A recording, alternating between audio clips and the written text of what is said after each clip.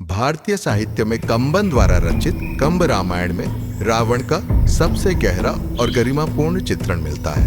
कंबन रावण को केवल एक दुराचारी व्यक्तित्व तक सीमित नहीं करते, बल्कि वे उसे एक विद्वान राजसी व्यक्तित्व के रूप में प्रस्तुत करते हैं, जिसका पतन उसकी महानता के कारण और भी ज्यादा दुखद लगता है।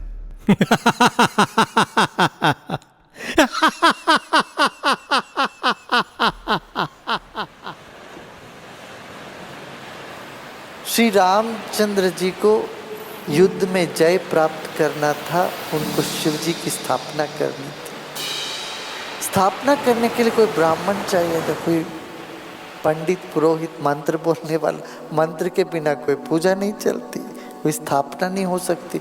और वहाँ रामेश्वर में उन दिनों में सिर्फ वानर ही वानर थे, कौन मिले, कोई पंडित ही नहीं थी।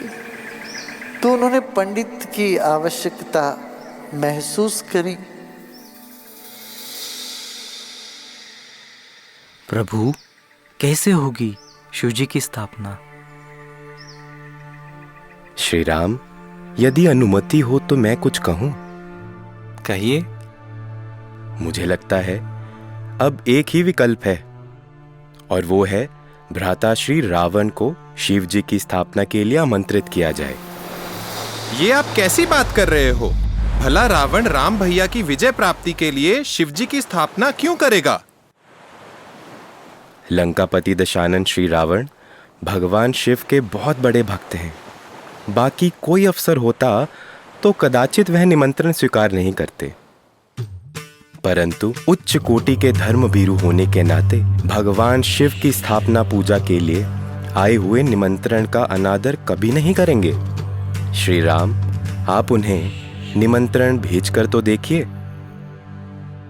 रावण स्वयं आते हैं पौरोहित्य करने, और जब रामचंद्र जी को देखते हैं, देखो बिना पत्नी के तो चलेगा नहीं, तुम प्रतिष्ठा कैसे करोगे? कोई पूजा यज्ञ कुछ हो ही नहीं सकता।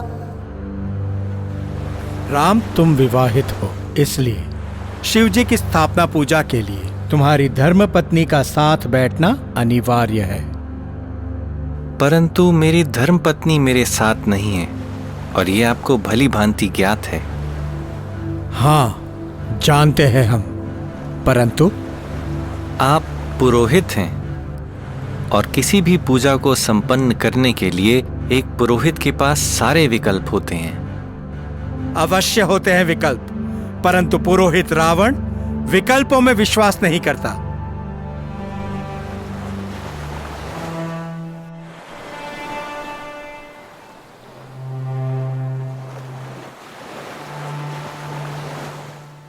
शिव की आराधना में कोई विकल्प नहीं होना चाहिए, इसलिए मैंने तुम्हारी धर्मपत्नी सीता को यहां बुलाया है।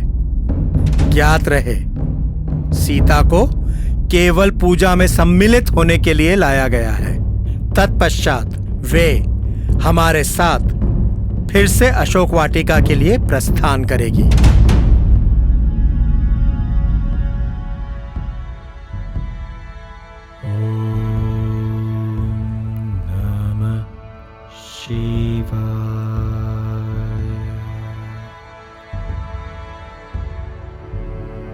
विजयी भव, दीर्घ सुमंगली भव। कोई पुरोहित के पांव पड़े, कोई पांव छुए, और जिस कारण के लिए उन्होंने वो पूजा करी उसके लिए उन्होंने उनको आशीर्वाद देने पड़ा। और रावण ने आशीर्वाद दे के सीता को फिर वापस लेके चले गए। ये बड़ी रोमांचक है ये कहानी। रावण को बुरा व्यक्ति के तौर से देख के हम वो करते हैं, रावण में भी गुण बहुत रहा। जब मृत्युशैया में वो थे, तब श्री राम खुद कहते, मैं जाते ही उन्होंने प्राण त्याग देना है, इसलिए तुम पहले जाके उनसे पूरा सीखो। रावण बड़े विद्वान रहे, उनसे तुम बैठ के सीखो। तब रावण गीता करके गीता है, रावण बोलते हैं, उपदेश देते हैं लक्ष्मण को। सारे उपदेश सुनने के बाद तब श्री राम जाते हैं उनके पास। तब रावण की आत्मा श्री राम में मिल जाती है।